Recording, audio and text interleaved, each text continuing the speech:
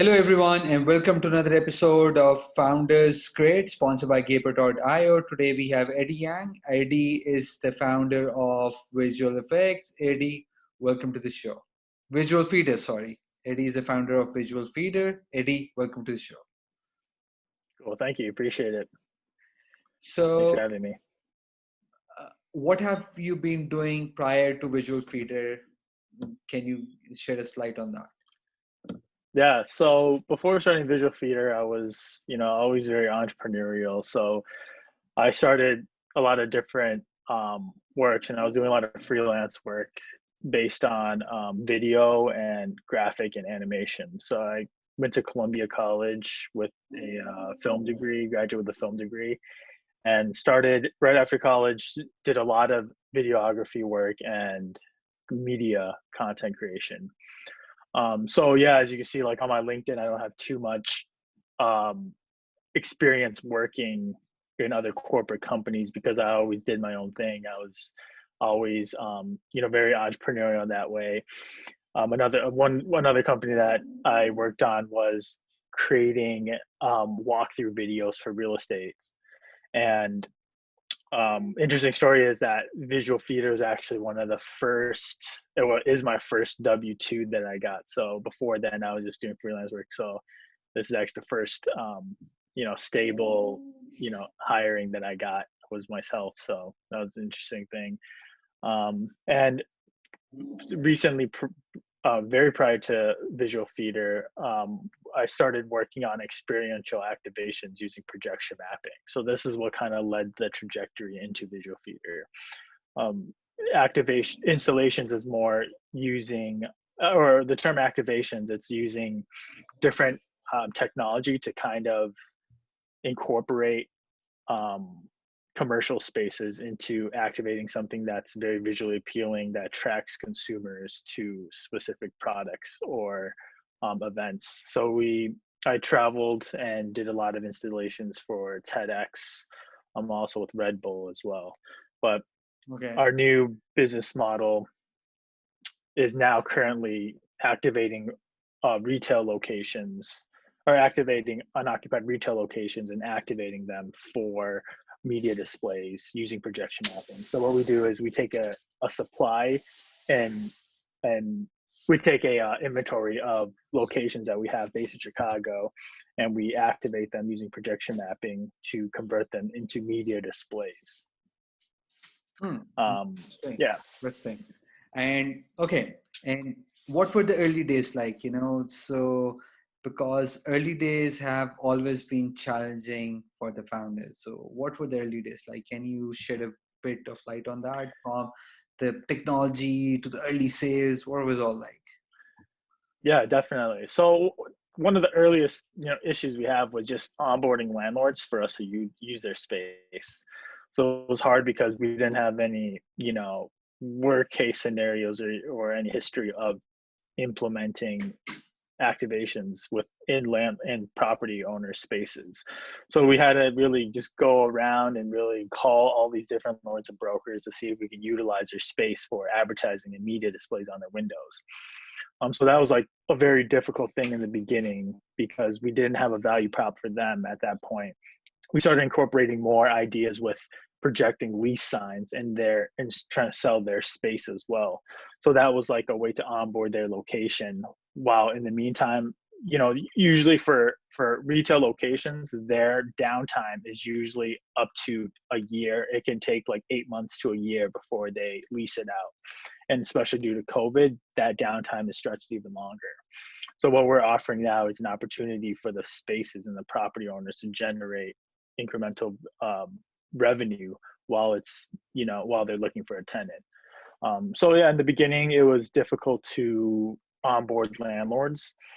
We found a way for us to actually provide additional value for the landlords as well and the property owners, and by that way we're able to actually onboard a lot quicker now and actually working with brokers and other real estate groups. But yeah, that's one of the harder difficulties that we had in the beginning that we figured out the right path to go about. Okay. So just trying to keep the conversation much more relevant towards today's time, right? Mhm. Unfortunate times because of COVID, and it has affected a lot of businesses while it has been a catalyst for a few of them. How Mhm. has it affected your company, and how are you kind of like coping up with it? Yeah, so affected us, our company, in two ways. One way is that we were able to, well, one way is that during the beginning of the pandemic, out of home advertising and out of home marketing was took a big hit, because nobody could go outside. All the billboard industry, digital bulletin industry, all took a big hit. But for us, and what we're providing is, another side of our business is onboarding locations and properties and retail spaces. So that kicked up a lot for us because there's so many new spaces where property owners don't know what to do with, and they're you know uh, emptying out fairly quickly. So that helped us in a way where we're able to take that opportunity and actually provide our services and tech into those spaces. So it's um, a two part thing that happened during this pandemic. Was we were able to onboard a lot more locations and kind of service a lot of these spaces by the time the out of home marketing industry took a hit, which is now just starting to climb back. And it's still, everything's climbing back. We're still onboarding new campaigns and advertisers, but that's kind of like the dynamic that's happened so far during the pandemic. Okay, last question, in regards to mental health, of the teams. So founders, Yeah. they suppose they are workaholics by nature, and Hmm. for me, I look after sales in the company. I'm one of the partners, but for me, prior to Yeah. COVID, I used to shut my mind off when I was home, because when I'm out of the house, I'm working, working, working. Then when I'm back home, I used to relax, and I used to be like, okay, I can relax now, right? But Hmm. now it's work from home, and my mind doesn't know what to do because home has become office. And in June, July, the team also started feeling the burn. Then we kind of like changed Hmm. and multiple policies around it, and it eventually resulted in, okay, no calls on uh, Fridays, Saturdays. Then I started looking into personal health and other kind of things as well. So for that matter, what kind of like tweaks you've done, and how you've been able to take care of your as well as your team's mental health.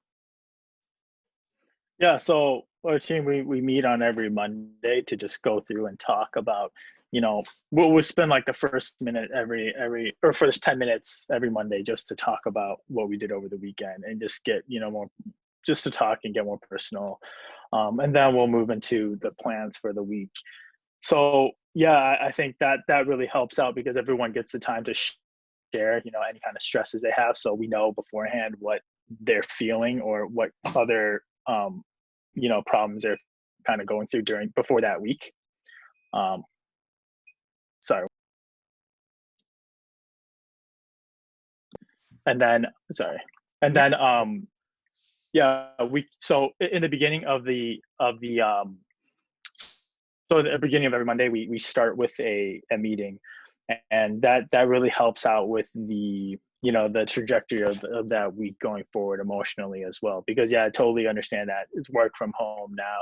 Like my office is pretty crazy. I actually show you like what the situation is, but Yeah, I get you. I get like a pretty, yeah. So that's like the current home office situation where we kind of incorporate a lot of the equipment into my office right now. you. So I don't have to like travel to the studio or the storage unit to get any like the Yeah. specific stuff. So yeah, it's but I mean, for me, yeah, being a founder at the same time, I love what I do, so I'm happy to be around all this equipment and tech. But yeah, I think, but to answer your question, yeah, we go through every Monday morning. We talk to the team for 10 minutes, just personal stuff, and then we move forward from there. So that I found that to be very helpful. Okay. Last. Hmm. Okay. I said last question on the last one, but okay, last question. So Yeah. going forward, what are your thoughts in regards to the primarily in regards to the retail space? Do you see it going back to normal? When do you see it going back to normal now that we have the vaccine out and everything? And do you think the world Mhm. will go back to normal? Because what are your thoughts on that? Yeah, so our thesis for retail and my long vision for what retail will be is retail will definitely incorporate a lot more. Um, they'll invest in and build in more of on the experiential side. So let's say a brand, like let's say a big retail like any department store like Bloomingdale's or even Apple or any big large retailer, people won't actually go to the retail locations to purchase the product itself, but to more experience the product and experience the brand. So on that level, what we're doing is, is evolving the experiential side of retail and also uplifting the physical and visual space. So this will really, because retailers can't compete with online or e-commerce. There's no way, and that's been proven. And because of COVID, that just completely, um, like accelerated even more. So the chance for retail and what I see people wanting to go out for is experiencing the brand itself, and that could come in a lot of different ways. But part of what we're doing and using our tech, that is what we're pushing is for a physical experience and a engaging and memorable experience with the brands. Got it. Got it. Mhm. Eddie, thank you so much for being on the show. Take care of yourself, stay safe, and all the best with everything. Yep. Thank you so much.